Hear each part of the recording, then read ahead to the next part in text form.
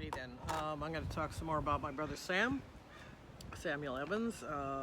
Anyway, there's like scattered here and there. I'm trying to put them all together in one envelope, but it's like here's a picture of Sam and Kathy at, this might have been the reception. I don't think, yeah, this was their wedding shower. So that's their wedding shower, and it's like that was probably like a few months beforehand, a couple months before they got married. They got married in February. Anyway, so I wanted to talk about a couple of things. One time we went together down to El Toro. I think it's a Army base, Marine base down in El Toro, because they were well known for having fossils. And we would go and go there and do fossil digging and so on.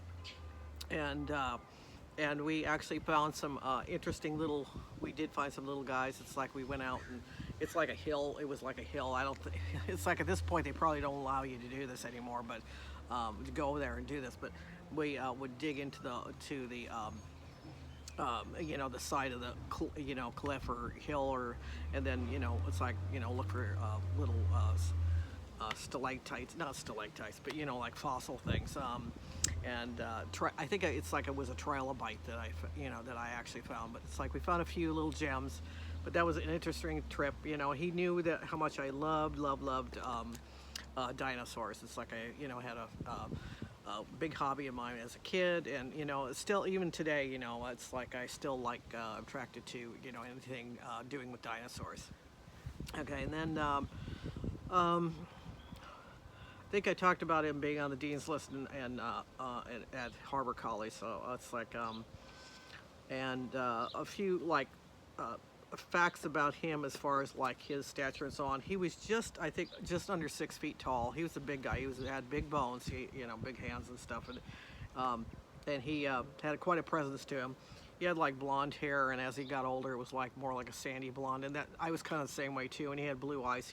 His eyes were blue, but they were more like my mom's eyes. I inherited my dad's eyes, my bio dad's eyes. So, similar characteristics. And I just remember him wearing a large size ring because he was a big bone guy. Let's see. He had.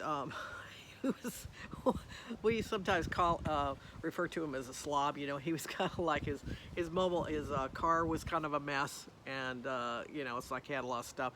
Not so much his mobile home, but he just he was kind of like me. He doesn't like cleaning. It's like he had a bit of clutter. He wasn't really horrible, but it was like he had a bit of clutter and stuff. But he was kind of like, and I was kind of the same way. So one of the things about him. One time I interrupted him. He was like in the front bedroom when he was, I don't know if he was still living at home or not. I don't know that he was. He was working on a speech or something, and he was in the front bedroom, and he was laying on the bed, and he was talking into a tape recorder, and recording like a speech thing that he was going to give somewhere, probably like at a fish.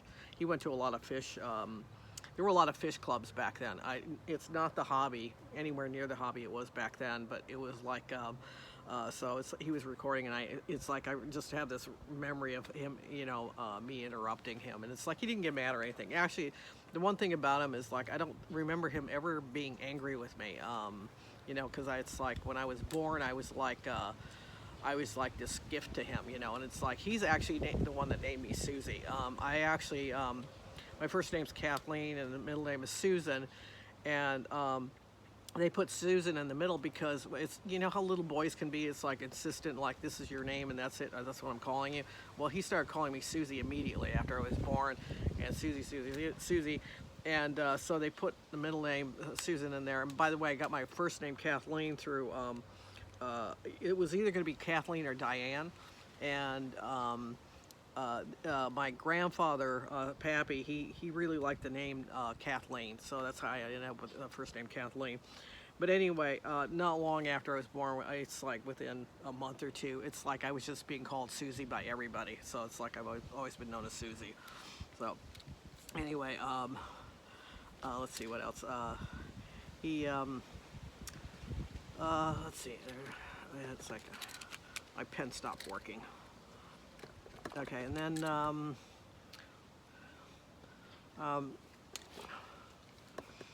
one of the things, it's like, oh, when he went to one of the places, I would go with him sometimes to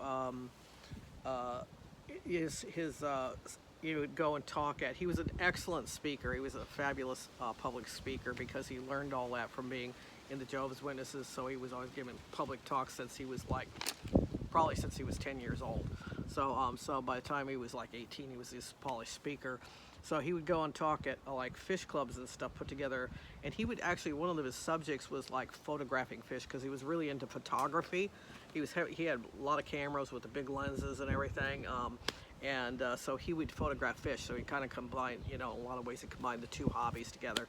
So one of the times he went to one of these fish club meetings, and I went with him. And I went to a few of them probably with him, he gave his speech and everything. And I remember distinctly, I had this T-shirt, which the guy still had. It's long gone, but it said KoDuck Color. It was a duck, you know, with like a camera or something. I can't remember exactly what the graphic was or anything, but it's like I remember the T-shirt. It was a blouse really. It was like kind of a shorter blouse. And it was really cute, and it's like, so I remember somebody at the club saying, "Well, I can tell who you're with," you know. It's like, yeah. Anyway, let's see. Let's see. I remember him playing like this game in the living room one time, and he gave us candy.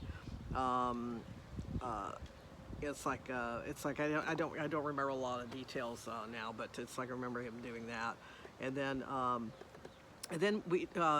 it's like back when he was a teenager, probably late teens or something. He had there was something that was popular for a. It's my dogs. It was popular for a short time. It was called Chinese fire drill. And he was probably 15, 16, 17 years old or something when we were doing this. And what a Chinese fire drill is like you would get out of the car, and the car would stop, you know. It's like if you had a bunch of kids or something in the car would stop at like a stop sign or something, and you would get out of the car and like run around and change places and get in the other get in the other seats and stuff. You know, that was like popular for maybe a year. People were, you know, kids were doing that, but it was pretty funny. And so I remember the Chinese fire drill. I'm gonna end that at that. It's like, you know, it's like it was just some of the fun times we had together. My pen fell apart.